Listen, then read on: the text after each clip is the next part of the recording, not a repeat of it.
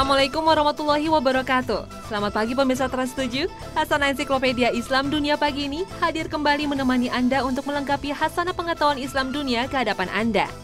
Dan selama 30 menit ke depan akan kami isi dengan informasi berikut ini. Miliarder Muslim pemilik klub sepak bola Eropa.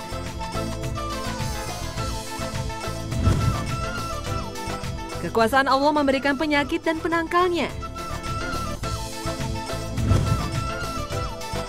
Serta sosok ilmuwan Muslim pemberi pengaruh peradaban dunia kedokteran.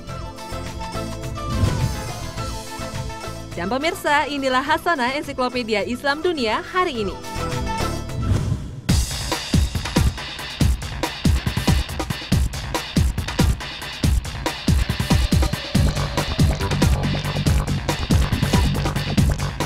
Sepak bola, olahraga yang paling diminati di bumi ini, sudah menjadi olahraga bergengsi.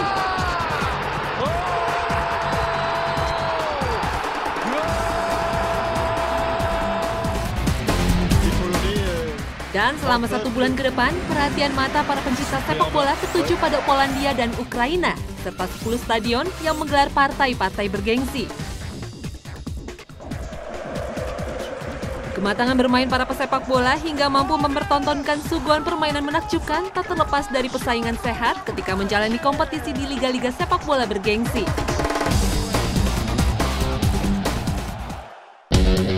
Premier League di Inggris, Liga Primera di Spanyol,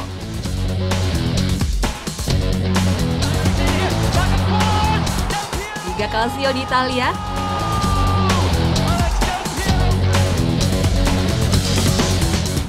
dan Bundesliga di Jerman.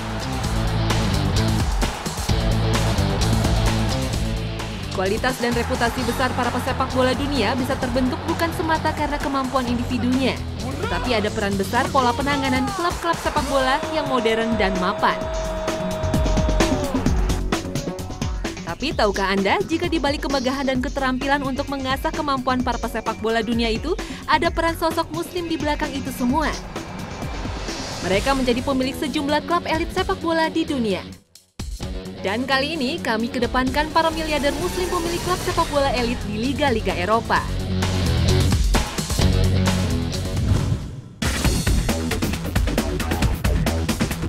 Klub sepak bola Manchester City sukses menutup tahun kompetisi 2011-2012 dengan gemilang dan berhak menyandang juara Liga Premier Inggris. Tim berjuluk The Citizen memastikan menyandang gelar juara setelah menekuk Queen Park Rangers 3-2 pada pertengahan Mei 2012. Tim besutan coach Roberto Mancini ini menumbangkan dominasi klub-klub raksasa sepak bola lainnya, Liverpool, Arsenal, Chelsea, bahkan Manchester United, tim sekota The Citizen.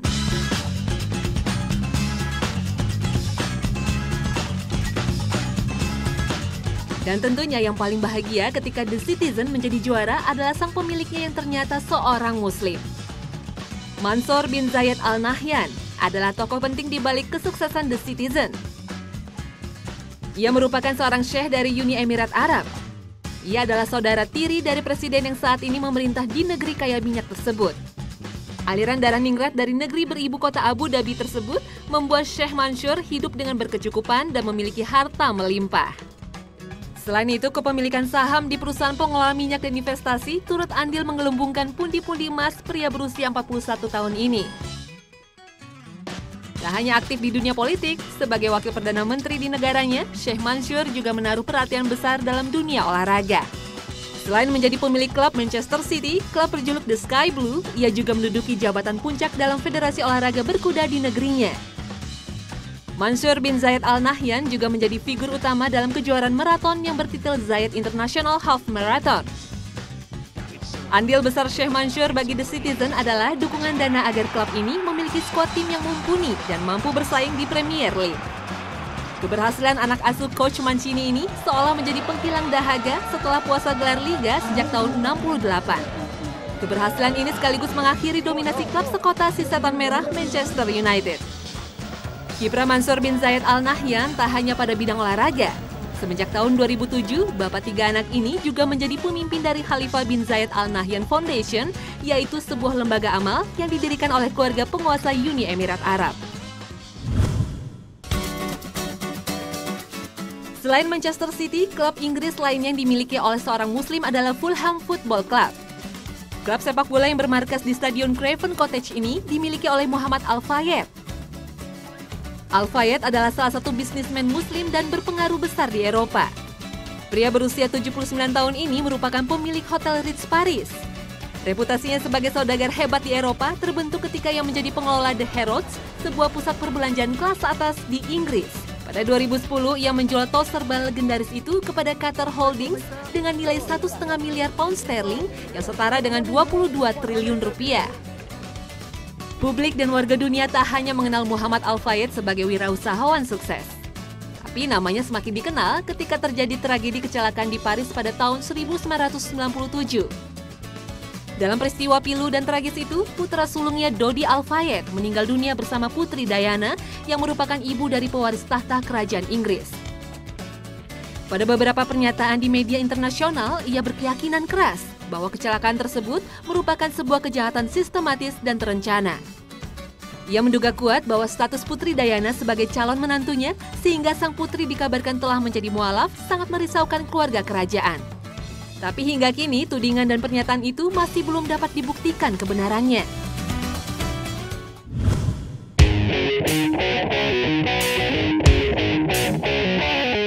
Dan terakhir adalah The Gunners, julukan bagi klub sepak bola elit di Inggris Arsenal.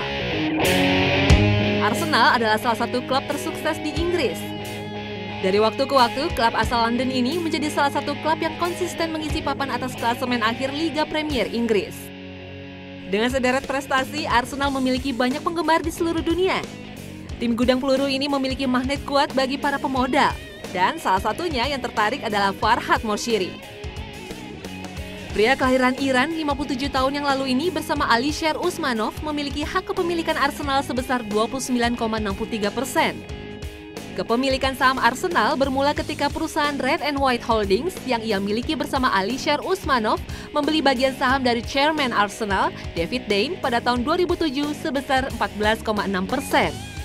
Banyak kalangan menyangka bahwa pembelian saham Arsenal ini hanyalah berlandaskan bisnis semata. Tapi ketika Red and White Holdings menambah porsi kepemilikan klub hingga 29,63%, maka keraguan itu seolah terkikis. Farhad Moshiri memiliki ketertarikan mendalam terhadap sepak bola. Ini terbukti dari pernyataan resmi manajer Arsenal yang menyatakan bahwa kepemilikan saham Red and White akan berusaha dipertahankan untuk waktu yang lama. Kesuksesan dan kekayaan Moshiri tidak datang secara tiba-tiba. Pria Muslim berkebangsaan Inggris ini membekali dirinya ilmu bisnis dan akuntansi di University College London.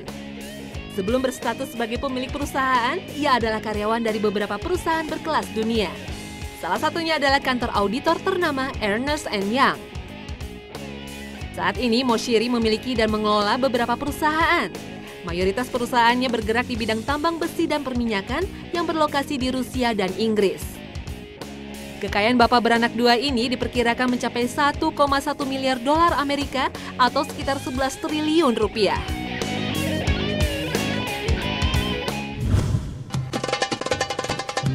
Dan pemirsa Hasanah, jangan kemana-mana, kami segera kembali dengan informasi tentang penyakit dan temuan obat penangkalnya yang diilhami oleh temuan para ilmuwan Muslim. Tetap di Hasanah, Ensiklopedia Islam Dunia. Kami segera kembali sesaat lagi.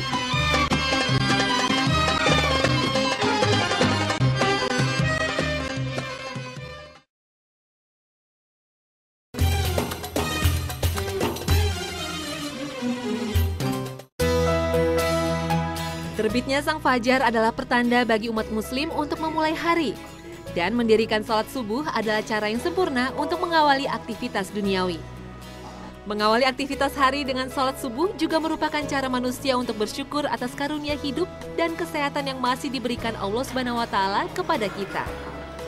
Allah SWT berfirman dalam surat Al-Qalam ayat 2, "Pergilah di waktu pagi ke kebunmu jika kamu hendak memetik buahnya." Subhanallah. Ada kalanya sebagai manusia biasa kita mendapatkan musibah berupa kondisi sakit. Penyakit yang menyerang tubuh kita pada hakikatnya adalah petanda bagi kita semua, bahwa segala sesuatu yang bernyawa pasti akan menderita sakit atas seizin Allah Subhanahu wa Ta'ala. Dan datangnya kesembuhan juga berasal dari Allah Subhanahu wa Ta'ala. Eksistensi penyakit sudah ada sejak umat manusia mendiami bumi. Fakta sejarah menunjukkan bahwa ratusan tahun yang lalu sudah ada wabah penyakit yang menelan banyak korban jiwa. Satu di antaranya adalah wabah penyakit smallpox atau cacar. 3 abad silam, smallpox merupakan penyakit paling mematikan. Diperkirakan lebih dari 400.000 jiwa tiap tahunnya meninggal karena penyakit ini. Ganasnya penyakit ini membuat seorang jenius muslim bernama Muhammad Ibnu Zakaria Razi tertantang untuk menelitinya. Dan beliau menjadi penulis pertama tentang penyakit ini lewat bukunya Al-Judari wa Al-Hasbah.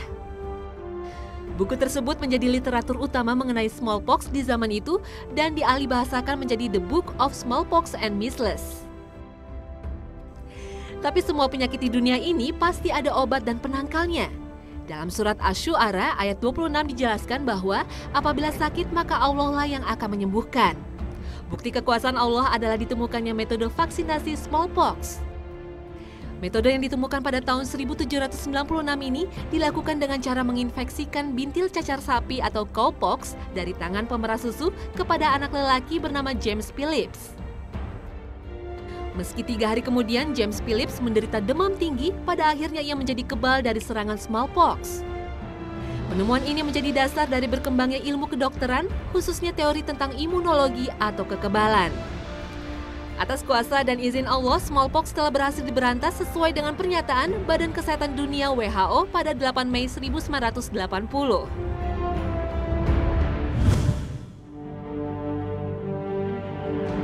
Selain smallpox, penyakit mematikan lainnya adalah infeksi bakteri. Bakteri yang merupakan mikroorganisme bersel satu ini dapat menimbulkan berbagai penyakit, antara lain tuberkulosis, tipus, kolera, luka bernanah, radang selaput otak, dan tetanus. Penyakit yang disebabkan infeksi bakteri telah banyak menimbulkan masalah bagi kehidupan umat manusia. Salah satunya adalah terjadinya wabah kolera di Semarang pada tahun 1821. Pada saat itu diperkirakan lebih dari 1.200 jiwa meninggal dunia. Wabah kolera yang mewabah itu tidak hanya terjadi di wilayah Hindia Belanda saja, tetapi juga terjadi di hampir seluruh benua Asia, sehingga dikenal dengan istilah pandemi kolera Asia yang pertama. Penyakit infeksi bakteri dapat diatasi ketika antibiotika ditemukan pada tahun 1923. Antibiotika pertama yang ditemukan adalah penisilin.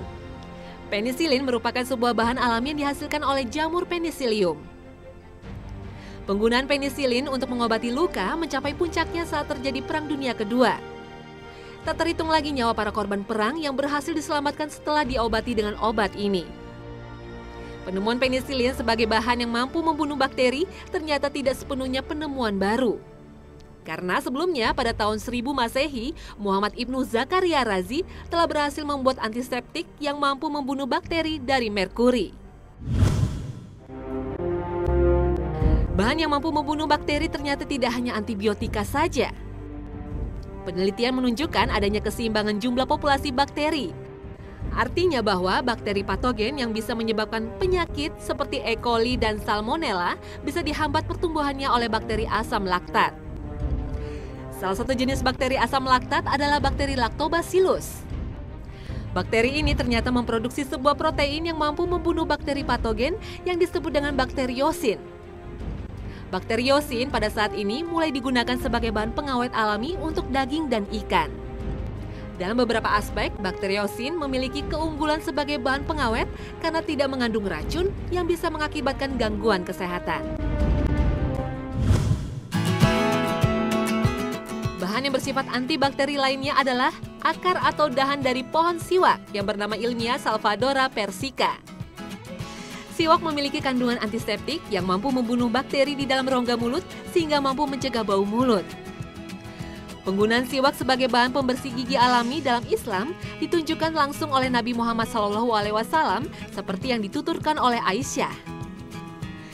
Kami biasa menyiapkan sebuah siwak dan air untuk wudhu bagi Rasulullah SAW. Kapanpun Allah menghendaki beliau bangun dari tidur malam, beliau akan membersihkan giginya dengan siwak, mengambil wudhu, dan lalu mendirikan sholat. Dan kini dunia medis modern telah mengakui keutamaan siwak sebagai pembersih gigi.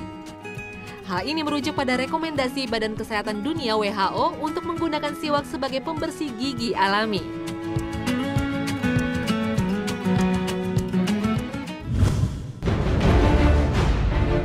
Pada saat ini penyakit yang sangat ditakuti dan mematikan adalah Acquired Immune Deficiency Syndrome atau AIDS.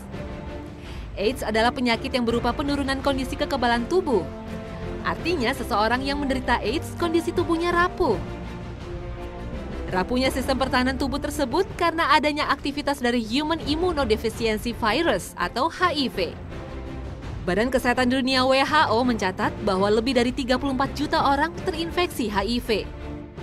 Dan yang lebih mengkhawatirkan, diperkirakan 7 juta manusia di muka bumi ini tidak menyadari telah terinfeksi HIV. Sehingga mereka berpotensi menularkan virus tersebut kepada orang lain secara tidak sadar. Kampanye untuk mencegah peningkatan jumlah penderita HIV dan AIDS sangat gencar dilakukan. Salah satu materi kampanye tersebut adalah edukasi pada masyarakat untuk tidak melakukan kegiatan seks bebas serta menghindari pemakaian jarum suntik secara bergantian. Penelitian terbaru telah berhasil menemukan obat antiretrovirus yang mampu mengendalikan pertumbuhan virus dalam tubuh. Obat ini mampu meningkatkan kondisi kesehatan orang-orang dengan HIV/AIDS atau ODA. Beberapa ODA mampu bertahan hidup dan terjaga kondisi kesehatannya dengan meminum obat-obatan secara teratur dan menjaga pola hidup sehat. Sungguh, sakit, sembuh, dan sehat semata-mata datang hanya karena Allah Subhanahu wa Ta'ala. Allahu Akbar. Nah pemirsa, jika sebelumnya kita telah membicarakan penyakit dan obat penangkalnya, selanjutnya kami sajikan kiprah dua sosok tokoh ilmuwan muslim yang memberikan sumbangsi besar pada dunia kedokteran.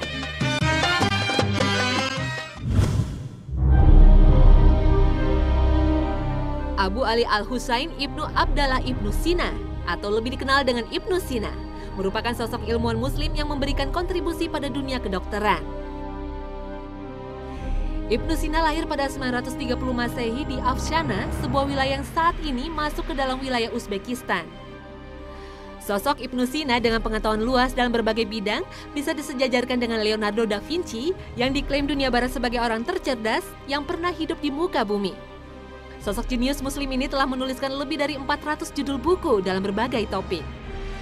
140 diantaranya adalah buku filosofi. Buku kedokteran sebanyak 40 judul dan sisanya adalah buku matematika, teologi Islam, astronomi, serta psikologi. Buku fenomenal yang dihasilkan Ibnu Sina adalah Al-Qanun fi Al-Tibb yang secara harfiah berarti prinsip dasar ilmu pengobatan. Buku ini pada tahun 1484 diterjemahkan dalam bahasa Latin menjadi The Canon of Medicine untuk menjadi referensi utama di sekolah kedokteran Eropa hingga abad ke-18. Jadi selama 4 abad, pendidikan kedokteran Eropa berkiblat pada pendidikan Islam. Dalam The Canon of the Medicine, 10 abad yang lalu, Ibnu Sina telah mengemukakan teori bahwa penyakit bisa ditularkan melalui media udara dan secara seksual. Dan salah satu penyakit menular yang harus mendapatkan perhatian adalah tuberkulosis atau TBC. Masyarakat modern bisa membuktikan eksistensi Ibnu Sina ketika berkunjung di Museum University of Texas Health Science Center di San Antonio, Amerika Serikat. Karena disinilah cetakan The Canon of Medicine disimpan. Buku lain karangan Ibnu Sina yang juga memiliki dampak besar di perkembangan ilmu pengetahuan adalah Kitab Al-Shifa. Kitab Al-Shifa diperkirakan ditulis antara tahun 1014 hingga 1020. Kitab ini merupakan sebuah ensiklopedia mengenai ilmu alam, matematika, logika, dan metafisika. Dalam kitab ini, Ibnu Sina telah menuliskan teori tentang pembentukan gunung, dari mana air berasal, dan proses terjadinya gempa bumi. Dalam buku ini pula, Ibnu Sina telah membagi isi bumi menjadi 3 kelompok besar, yaitu mineral, tumbuhan, dan hewan. Pengaruh kitab Al-Shifa dalam dunia sains diakui dunia barat ketika kitab ini diterjemahkan menjadi The Book of Healing. Buku, tulisan, dan teori hasil pemikiran Ibnu Sina mempertegas kebesaran Islam pada abad ke-8 hingga ke-13. Karena jasa dan kontribusi yang besar, didirikanlah sebuah patung di depan makamnya di Hamadan, Iran. Kompleks makam Ibnu Sina juga dilengkapi perpustakaan dengan koleksi lebih dari 8.000 judul buku.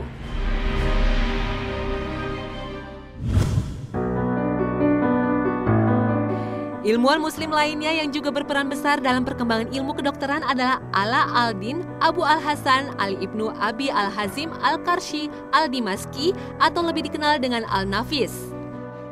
Al-Nafis adalah cendekiawan dan inventor khususnya dalam bidang kedokteran yang menjadi penerus Ibnu Sina. Pria ini lahir di Damaskus, Syria pada tahun 1213. Bakat dan kecerdasan Al-Nafis di bidang kedokteran semakin terasa ketika ia bersekolah di Sekolah Kedokteran Al-Nuri, Damaskus. Karir Ibnu Al-Nafis sebagai dokter dimulai di tahun 1236 ketika ia memutuskan untuk merantau ke Mesir. Di negeri piramida ini, Ibnu Al-Nafis mengabdikan dirinya untuk kesehatan umat pada Rumah Sakit Al-Nasri.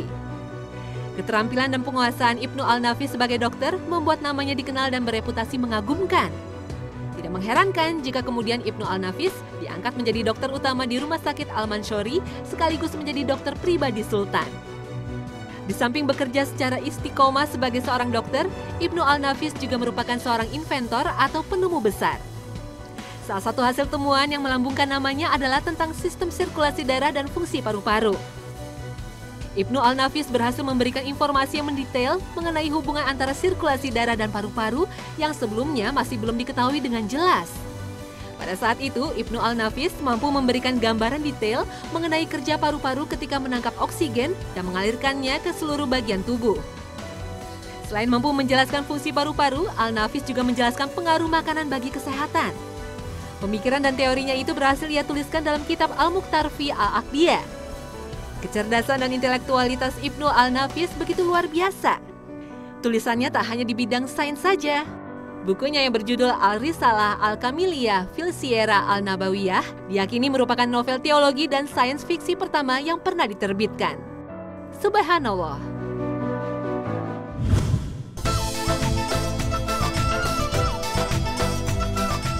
Nah pemirsa Hasanah, sampai juga di akhir episode hari ini. Semoga seluruh sajian kami bermanfaat. Selamat beraktivitas kembali. Terima kasih atas perhatiannya dan saksikan selalu Hasanah Ensiklopedia Islam Dunia setiap Senin sampai Jumat pukul 5 pagi waktu Indonesia Barat. Wassalamualaikum warahmatullahi wabarakatuh.